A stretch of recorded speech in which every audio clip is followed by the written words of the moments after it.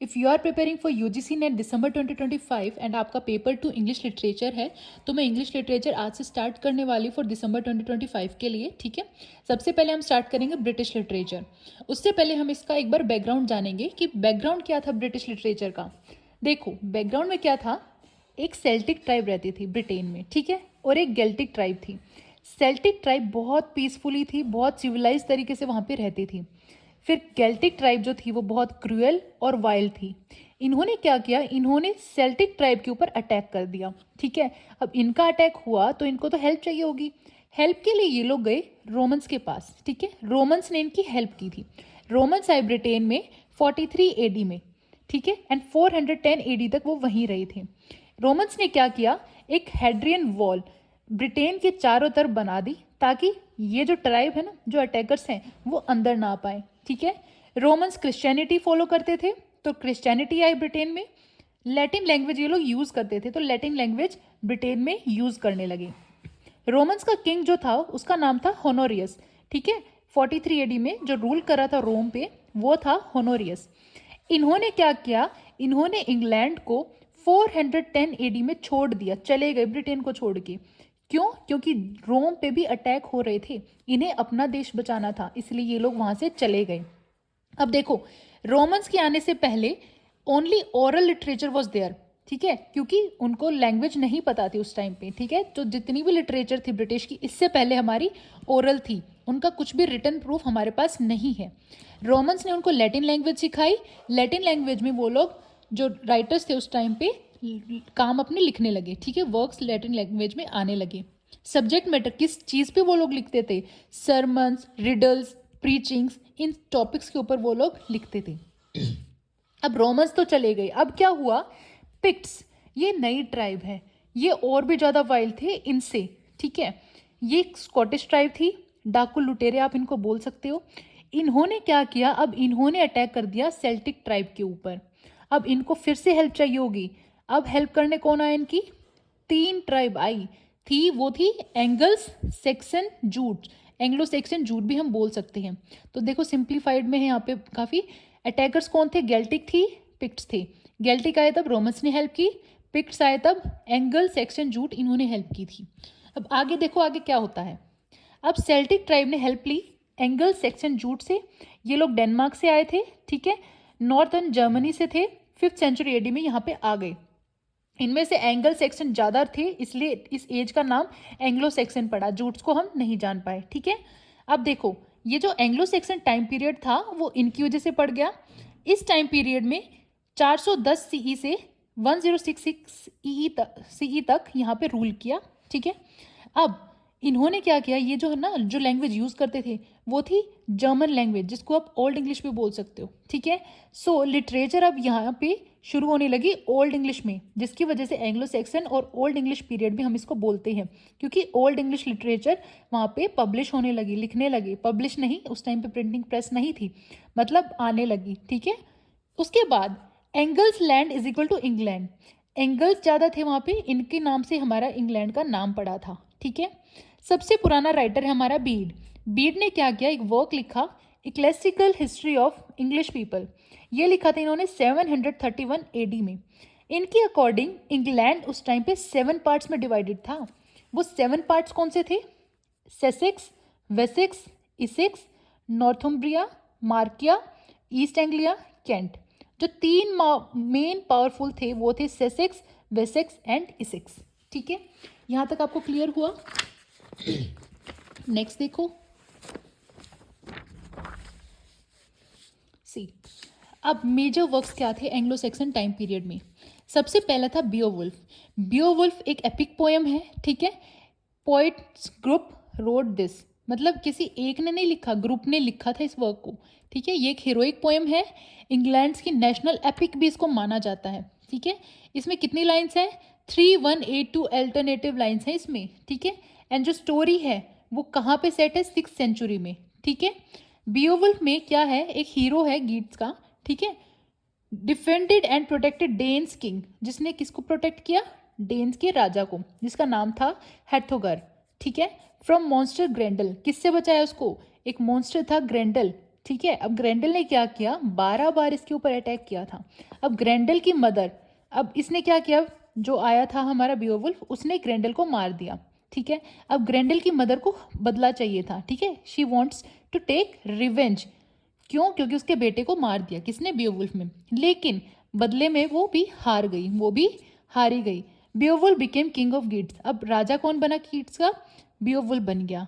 50 साल बाद ये एक ड्रैगन को हराने गया था, लेकिन हरा तो दिया, लेकिन हराने के बाद बहुत ज़्यादा ये घायल हो गया था, ब्रूटली एंड मोर्टली वुंडेड, जिसकी वजह से वो लास्ट में मर गया। ठीक है। His attendants cremate his body and erect a barrow on headland in his memory. ठीक है, ये था हमारा बियोवुल्फ।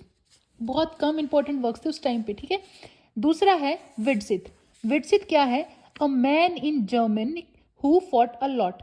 एक ऐसा आदमी जिसने बहुत ज़्यादा लड़ाई लड़ी है। ठीक है। विडसिथ एक हीरो है, पोएम है, ये एक मैन्युस्क्रिप्ट है। ठीक है। इसमें ट्रैवलर का सॉन्ग है जो कि 143 लाइन्स में है, written in West Saxon dialect, वही एंग्लो सेक्सन जो डायलेक्ट है उसमें लिखा हुआ है। It was pagan. Pagan means the people who didn't believe और गॉड, जो भगवान के ऊपर भरोसा नहीं करते, ये भी भगवान पे विश्वास नहीं करता था। इसका ऑथर कौन है किसी को भी नहीं पता। ठीक है। The oldest poem in English, सबसे ओल्डेस्ट पोएम विडसिथ को माना जाता है इंग्लिश में। ठीक है। It describes the life of a travelling singer poet who lived on the rewards he received from his listeners. एक ऐसे ट्रैवलर जो गाना गाता है और गाना गा के जो पैसा कमाता है उससे वो अपनी जिंदगी जीता है। Belongs to the period before the arrival of Saxons in England, Saxon के आने से पहले के टाइम पीरियड में वो था। This reveals the fact that literature was a paid creative profession and it was very low paying, कि literature जो है ना वो भी एक पेड प्रोफेशन था, लेकिन पेइंग जो थी बहुत कम थी, पैसे बहुत कम मिलते थे। थर्ड वर्क है हमारा डियोर्स लेमेंट। ये भी एक एलिजी है जो कि 42 लाइन्स में लिखा हुआ है। ठीक है। ओल्ड इंग्लिश पोएम है, एंग्लो सेक्सन पीरियड की, 10th सेंचुरी में इसको लिखा है। परफेक्ट लिरिक पोएम्स को माना जाता है। ठीक है। इसका कोई भी टाइटल नहीं है। ठीक है। तो जो भी पोएट या कुछ भी जो भी इंसान इसको रीड करेगा वो अपनी मर्जी से उसका टाइटल दे सकता है।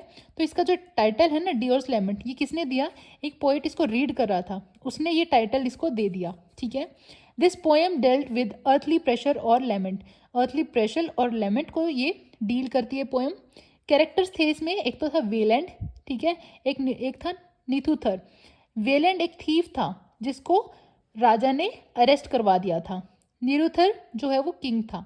अब वेलैंड ने बदला लेने के लिए सोचा राजा से, उसने क्या किया, किल्ड किंग्स सन, राजा के बेटे को मार दिया और उसके बेटी का रेप कर दिया और उसको प्रेग्नेंट करके छोड़ दिया।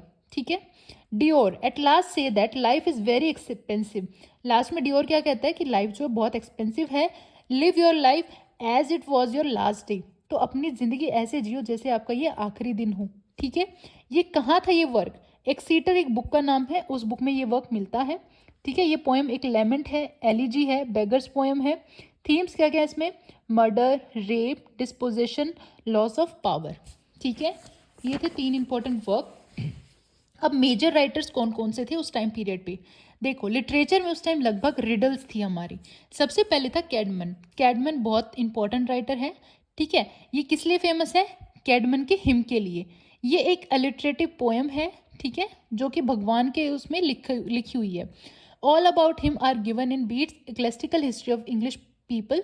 बीड ने जो वर्क लिखा था ना उसमें उसके अंदर इसका थोड़ा जिक्र है, जितना भी इसके बारे में पता चला है वो यहाँ से पता चला है। 1 of 12 ओल्ड इंग्लिश पोइट्स, ये एक पोइट उनमें से है, जो 12 पुराने इंग्लिश पोइट्स है ना उनमें से एक है कैडमन। दूसरा है साइनवुल्फ, ये जो है ये भी उन्हीं 12 पोइट्स में से एक पोइट है। ठीक है। One of whose work is known to survive today, जिसका जो वर्क है ना वो आज तक सर्वाइव कर रहा है। साइने का मतलब क्या है, रॉयल या फिर ऑफ अ किंग। ठीक है। वुल्फ का मतलब है वॉल्फ। ठीक है। सो ये किस लिए जाना जाता है, ये अपने रिलीजियस कंपोजिशन जो भी इसने भगवान के लिए लिखे है ना उसके लिए जाना जाता है। Preeminent figure of Anglo Saxon Christian poetry, preeminent figure है ये एंग्लो सेक्सन टाइम पीरियड में। मेजर पोएम्स जो है वो है इसकी the Fates of the Apostles, Juliana, Elene, Christ two. ठीक है। ये था Cynewulf. Next is Beed.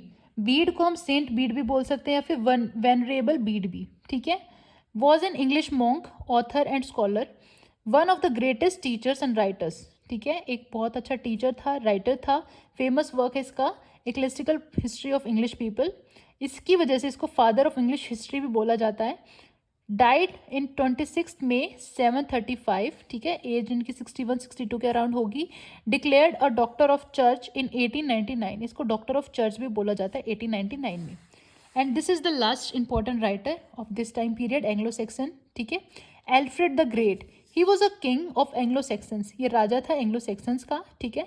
It first to raise issue of own culture, इन्होंने अपना कल्चर खुद फैलाया वहाँ पे, ठीक है। उससे पहले जो भी कल्चर था, राजा को पता चला कि जो राज करता है कल्चर उसी का होता है, तो इसने अपना कल्चर फैलाया।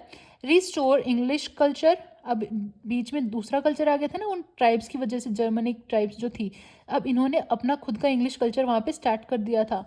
रोट एंग्लो सेक्सन क्रॉनिकल्स, इन्होंने क्रॉनिकल्स भी लिखे हैं। अब देखो ये जो पुराने राइटर्स थे ये किस चीज़ पे लिखते थे, थीम्स क्या थे इनके, heroic poems, religious poems, personal poems, love poem, sermons, riddles, ये उनके थीम्स होते थे, ठीक है। Battle of Maldon famous poem है, ये एक बहुत फाइनेस्ट वर्क है। स्टार्टिंग और एंडिंग इसकी मिसिंग है, वो हमें नहीं मिली, ठीक है। 4 major manuscripts, 4 important major manuscripts हैं हमारे, वो क्या है, सबसे पहले एक्सीटर। एक्सीटर के अंदर आपको मिलेगी 94 रिडल्स, रिडल्स आपको पता है ना, पहेलियाँ जो होती हैं वो। एंग्लो सेक्सन पोइट्री है इसमें। दूसरा है जूनियस, जूनियस में आपको क्या मिलेगा, कैडमन की मैन्युस्क्रिप्ट, बाइबल और क्रिश्चियनिटी के बारे में, ठीक है। अब देखो तीसरे में क्या है, वर्सिली, ऑल पोइट्री एंड प्रोज, जितनी भी पोइट्री है, प्रोज है, वो सब किस में मिलेगा, इसमें मिलेगा। And last is novel Codex, इसमें पोइट्री भी है, प्रोज भी है, बियोवुल्फ की मैन्युस्क्रिप्ट भी है, सारी चीज़ें इसमें मिलेंगी। जो वर्सिली है इसके अंदर 23 प्रोज है, ठीक है, जिसमें आर्ट ऑफ प्रीचिंग दिखाया गया है। ज़्यादातर पोएम्स जो है एनोनिमस है, मीन्स इनके राइटर्स का नाम नहीं पता। अब इसमें क्या होता है मैन्युस्क्रिप्ट्स में, अकॉर्डिंग टू सब्जेक्ट मैटर्स सारे वर्क्स इन्हीं में पब्लिश होते थे, जो भी वर्क्स थे वो इनके अंदर होते थे। सब्जेक्ट अलग अलग, जैसे रिडल्स होगी तो इसमें आएंगी, ठीक है, क्रिश्चियनिटी से रिलेटेड है तो यहाँ आएगा, पोइट्री प्रोज है वो यहाँ आएगा, ठीक है, इस तरीके से। आई होप आपको वीडियो समझ आई होगी, बाकी नेक्स्ट पार्ट हम नेक्स्ट वीडियो में करेंगे। Thank you guys.